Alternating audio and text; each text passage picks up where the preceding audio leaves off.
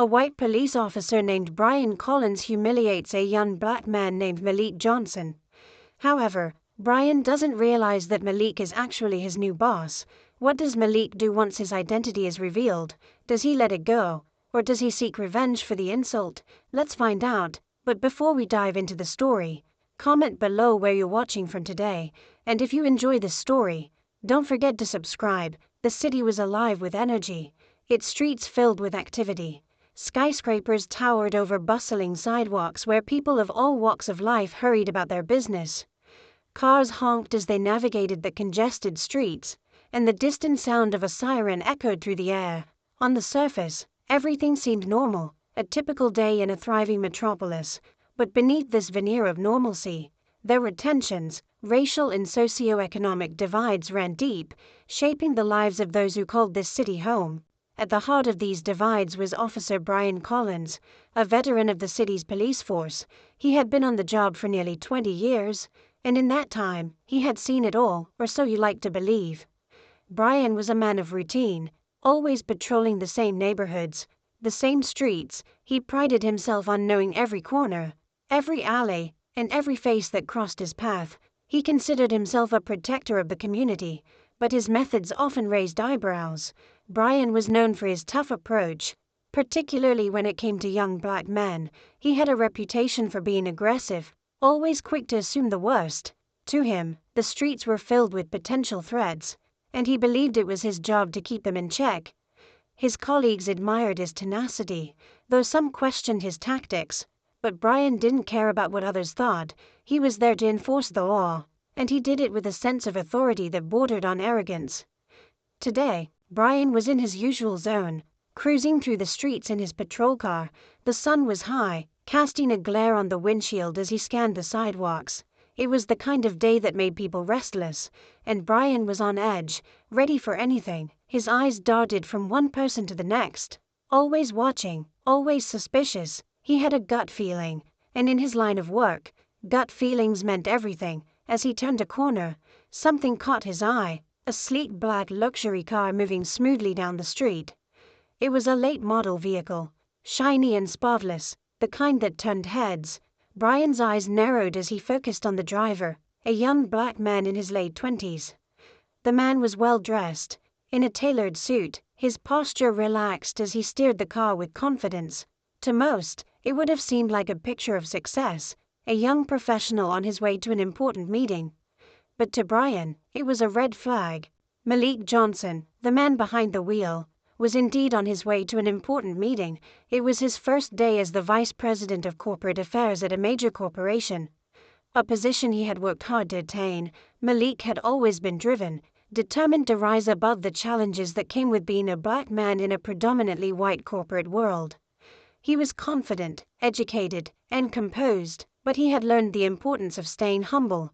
Despite his success, Malik kept a low profile, knowing that not everyone was comfortable with his achievements. As he navigated the city streets, Malik was focused on the day ahead. He was eager to make a good impression at his new job, to show that he belonged at the top. But as he drove, he couldn't shake the feeling of unease that often accompanied him in situations like this. He was aware of how he might be perceived, how a young black man in a luxury car could draw unwanted attention. It was an unfortunate reality, one that Malik had faced many times before. Brian's suspicion grew as he watched the car. He didn't recognize the man, and that bothered him. In his mind, the car was out of place, and so was its driver. Without a second thought, Brian flipped on his lights and hit the siren. The sound cut through the air, sharp and jarring. Malik's heart skipped a beat as he saw the flashing lights in his rearview mirror. He took a deep breath, calming himself as he pulled over to the side of the road. The situation was all too familiar to Malik. He had been pulled over before, often without cause, and each time it was the same: the questions, the suspicion, the thinly veiled hostility. It was something he had come to expect, but that didn't make it any easier. Today of all days, he hoped it would go smoothly. He didn't want to be late for his first day, and he certainly didn't want to start it with a confrontation. Brian parked behind Malik's car, taking his time as he got out. He adjusted his belt, making sure his badge was visible, his hand resting casually on the holster of his gun. It was a practiced motion, one meant to assert dominance. As he approached the car, he looked down at Malik through the window. His expression hard and unreadable.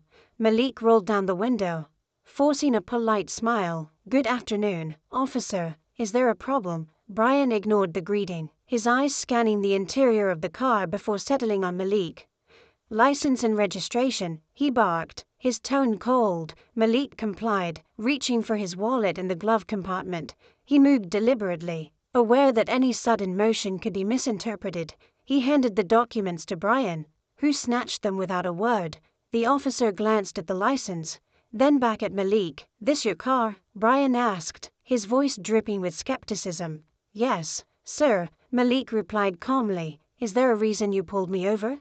Brian's eyes narrowed. "I'll ask the questions. What are you doing in this neighborhood?" Malik resisted the urge to sigh. He had heard this line of questioning before. "I'm on my way to work." "Work? And where exactly do you work?" Brian leaned in slightly, his gaze challenging. Malik kept his tone steady. "I'm starting a new job today. Actually, vice president of corporate affairs at a company downtown." Brian raised an eyebrow, clearly unimpressed. "Is that so? And what company would that be?" Malik could see where this was going, but he maintained his composure. "It's called Pinnacle Enterprises. You might have heard of it."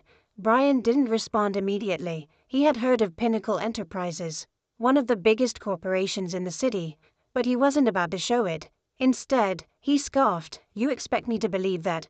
A guy like you, in a car like this, working a job like that?"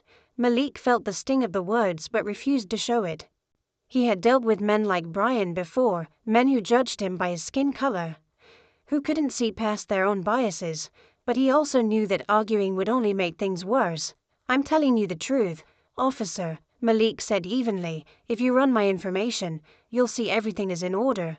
Brian stared at him for a long moment, his eyes filled with distrust. Then, without another word, he turned and walked back to his patrol car.